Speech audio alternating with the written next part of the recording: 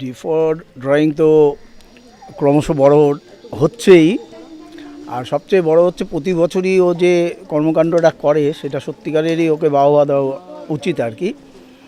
আর এত বাচ্চা তারা যে উৎসাহ নিয়ে দেয়ালে দেয়ালে ছবি আঁকছে সেটাও একটা ভালো ব্যাপার, কারণ দেয়ালে নানান রকম পোস্টারিংয়ের চেয়ে অন্তত ছবি আঁকলে ছবি দেখেও মনটা সাধারণ মানুষ থেকে আরম্ভ করে প্রত্যেকেরই একটা মনের মধ্যে একটা সুন্দর অনুভূতি তৈরি হয় যে বাড়ির থেকে বেরিয়ে যখন তারা পলিটিক্যাল কোনো পোস্টার দেখছে বা অন্য কোনো পোস্টার দেখছে, সেই পোস্টারটা দেখে তাদের মনে হয়তো অনেক বিরক্তি বোধ হতে পারে, কিন্তু যখন এখানে বেরিয়ে তারা একটা ছবি দেখছে, বাচ্চাদের আঁকা ছবি, তখন তাদের মনের মধ্যে কিন্তু সেই শৈশবটাকে খুঁজে পাচ্ছে এবং মনের যে অনেক কষ্ট হয়তো আছে বা মনের হয়তো অনেক কি বলবো যে একটা সামাজিক একটা ব্যাপার যে এগুলো ভালো লাগছে না, কিন্তু যখন এই ছবিগুলো দেখছে তখন কিন্তু তাদের মনের মধ্যে একটা আলোড়ন তৈরি হচ্ছে যে না, আমি তো সেই শিশু হয়ে আবার যদি এখানে আসতে পারতাম হয়তো আমার খুব ভালো লাগতো। কিন্তু হয়তো সবার পক্ষে তো শিশু হওয়া সম্ভব না, শিল্পীরা বা ক্রিয়েটাররা ছোট হয়ে যেতে পারে, কিন্তু সাধারণ মানুষ তো হুট করে ছোট হতে পারে না। আমি এখনও মনে করি যে আমি শিশুদের সঙ্গে খেলা করি, হ্যাঁ, শিশুদের সঙ্গে খেলা করি, শিশুদের সঙ্গে ওঠা বসা করি, আমার মনটা কিন্তু তখন একদম নিজেই শিশু হয়ে যায়। এই ওদের তো অবশ্যই আমি আমার তরফ থেকে ভালোবাসা এবং শুভেচ্ছা সব, এবং আমার ছাত্র যেহেতু আমার সবই এখানে যারা ছবি আঁকতে এসছে সবাই আমার ছাত্র, তাদের যাতে জীবনের পথে বাধা বিপত্তি কাটিয়ে যাতে একটা সুন্দর জায়গায় পৌঁছতে পারে, তাদের ছবি দেখে যাতে সাধারণ মানুষ বলতে পারে না দীপঙ্কর দত্তের ছাত্র, স্বাভাবিক, কারণ সেটা তখন গৌরবের ব্যাপার এবং আমার কাছে খুব আনন্দ লাগবে। এবং এই আনন্দটা কিন্তু অর্থ দিয়ে বা অন্য কিছু দিয়ে হয় না, সেই আনন্দটা কিন্তু মানে সত্যি কথা বলতে ওইগুলো সব সময় বিশ্লেষণ করা যায় না, বিশ্লেষণ করা খুব কঠিন।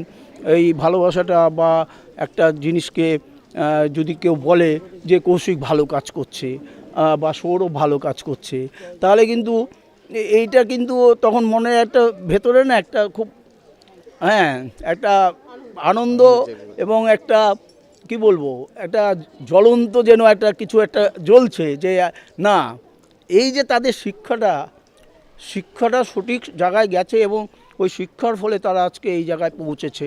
আমি চাইবো যেখানে যারা বাচ্চারা আছে ভবিষ্যতে তারা ভারতবর্ষ কেন বিশ্বের দরবারে হয়তো কেউ যেতেই পারে, হয়তো ছবি এঁকে নয় অন্য বিষয় হতে পারে, কারণ এদের মধ্যে কার ভেতরে এখন কি আছে আমরা জানি না, কিন্তু একটা দিন হয়তো দেখা যাবে এরা আমাদের ভারতবর্ষ কেন বিশ্বের দরবারে হয়তো ওরা শ্রেষ্ঠত্ব অর্জন করতে পারে, এইটা আমি অবশ্যই চাইবো। আর আমার যারা ছাত্র বড় আছে তারা তো এগিয়ে যাচ্ছে, এদের এগোনোটাকে আমি সবসময় স্বাগত জানাই, আর যখন আমাকে ডাকবে আমি তো অবশ্যই আসি। আর D4 ড্রয়িং জিন্দাবাদ, D4 ড্রয়িং, ওকে ওকে ওকে। এটা আমাদের ষষ্ঠম বর্ষ, বাচ্চাদের নিয়ে পুরো প্রোগ্রামটা, বাচ্চারা প্রায় এক সপ্তাহ আগে থেকে এর কাজ শুরু করে দিয়েছে। আমাদের হ্যান্ডমেড উত্তরীয়, আমাদের ঠাকুরটাও মাটির পর থেকে সমস্ত কাজটাই আমরা করব, ঠাকুরের গয়না রং থেকে শুরু করে সবটাই। ইভেন আজকে যে প্রোগ্রামে উত্তরীয় ব্যাচ তৈরি হয়েছে সেগুলো বাচ্চারা নিজে হাতে তৈরি করেছে, আর এই বাচ্চারা এই পেন্টিংটা করতে খুব ভালোবাসে, আর আগামী দিনে ওদেরকে নিয়ে আমি আরও বড় দূরে যেতে চাই, এটাই বলবো, রাঙিয়ে দিয়ে যাও। বাচ্চারা খুব ভালো করছে, আমি চাইবো পেন্টিংটা বা ড্রয়িংটা নিজে মন থেকে করুক, আরও রঙে রঙে ভরিয়ে তুলুক, তাদের জীবনটাও রাঙিয়ে যাবে। এবছর আমাদের রোড পেন্টিংয়ের পরে বাচ্চারা মিলেই পুজোটা করবে, আর ওপরে প্যান্ডেল থেকে শুরু করে সমস্ত ডেকোরেশনটাই আমাদের বাচ্চারাই নিজেদের হাতে তৈরি করবে, আর তার সঙ্গে কিছু মায়েরাও আমাদের সঙ্গে সাহায্য করে। দেখুন, বাচ্চাদের সাথে তো সময় কাটানো এটা খুবই একটা সুন্দর একটা মুহূর্ত।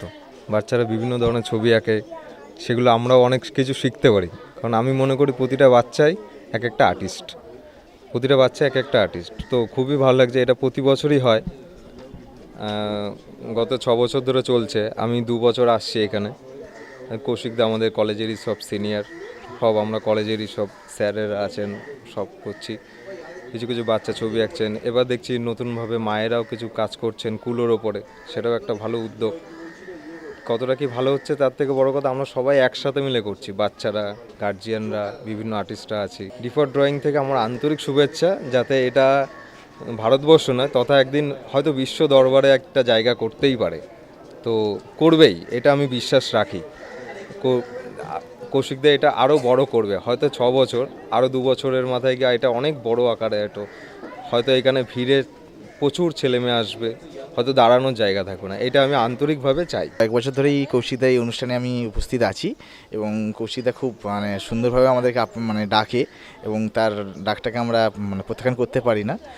আর প্রতি বছর যেভাবে দেখি যে বাচ্চাদের দেওয়াল পেন্টিং, ঠিক আছে, ওয়াল পেন্টিংটা সব থেকে ফেমাস এখানকার। আর আমাদের কাজটাও প্রত্যেক গার্জেন খুব মনোযোগ সহকারে দেখে, স্টুডেন্টরা আরও ইন্সপায়ার হয়। আর আমাদের কর্তব্যই সেটা যে আমাদের মারফত তারা যেন কিছুটা ড্রয়িং শিখতে পারে বা আরও দূরে এগোতে পারে।